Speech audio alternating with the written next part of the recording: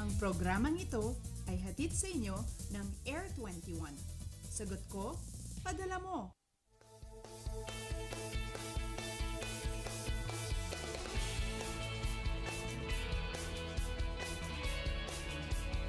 Magandang umaga, Pilipinas. It's gonna be a good Thursday morning bagamat inaasahan ang pagpasok ng bagyo sa ating area of responsibility ngayong araw. Kaya naman maging una po kayo sa balita. Tumutok lamang sa ating programa mula sa Pag-asa Weather and Flood Forecasting Center kasama ang inyong Weather Girl April Enario ngayong Huwebes, May 7, 2015. Sa mga paunang balita, nagbuga ng steam at abo ang Mount Bulusan Miyerkules ng gabi. Ayon sa Philippine Institute of Volcanology and Seismology of PHIVOLCS, umabot sa mahigit 820 feet ang taas ng ash and steam plumes na ibinuga na naturang bulkan. Bagamat walang lava flow na nakita, maaari namang malalaking bato ang mahulog sa gilid nito. Abiso ng mga kinaukulan na ipinagbabawal ang kahit anumang human activity sa loob ng 4-kilometer permanent danger zone ng Bulusan. Samantala, naitala ang magnitude 3.5 na lindol sa karagatang malapit sa Calayan, Cagayan. Ayon sa PHIVOLCS, na-i-record ito 12:33 ngayong madaling araw. Wala namang inaasahang kapinsalaan o aftershocks mula sa naturang pagyanig. Tungo naman tayo sa weather recap kay Tropical Storm Noel. Mula sa 5 p.m. weather forecast na Pag-asa, nasa labas pa rin ito ng Philippine Area of Responsibility sa layong 1,210 kilometers silangan puya ng Surigao del Norte. Taglay nito ang lakas ng hangin na 100 kilometers per hour malapit sa gitna at pagbuksong umaabot naman ng 130 kilometers per hour. Patuloy ang pagkilos ng bagyo pa west-northwest sa bilis na 13 kilometro kada oras. Ayon sa ahensya, inaasahan itong papasok ng PAR ngayong umaga kung kailan tatawagin ito sa lokal na pangalan Dodong.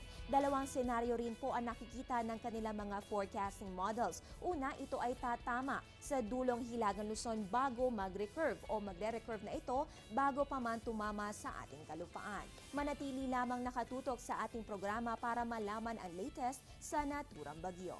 Bukod sa binabantayan Tropical Storm Noel, ridge of high pressure area naman ang umaabot at nakakaapekto dito sa May Luzon. Ito ang nagdadala ng fair weather condition maliban lamang sa localized thunderstorms sa Luzon, Visayas at Mindanao.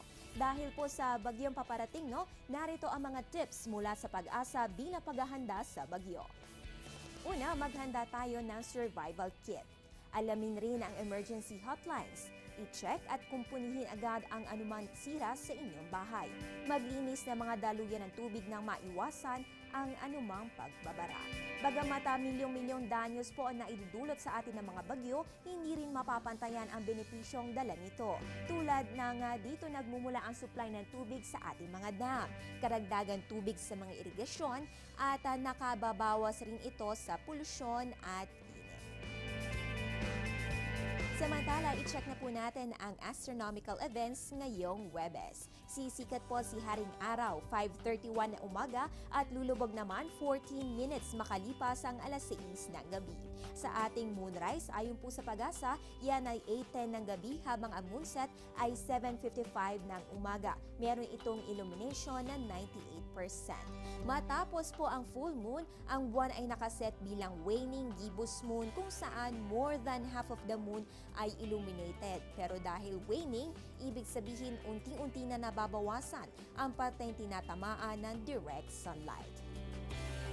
Sa tidal predictions sa Long Manila Bay courtesy of NAMREA, ang ating pong high tide ay may 0.39 meter, 121 na madaling araw habang ang low tide ay may 0.35 meter, 343 na madaling araw. Mga paunang impormasyon pa lamang yan. Marami pa kami niyahatid makalipas lamang ang ilang paalala.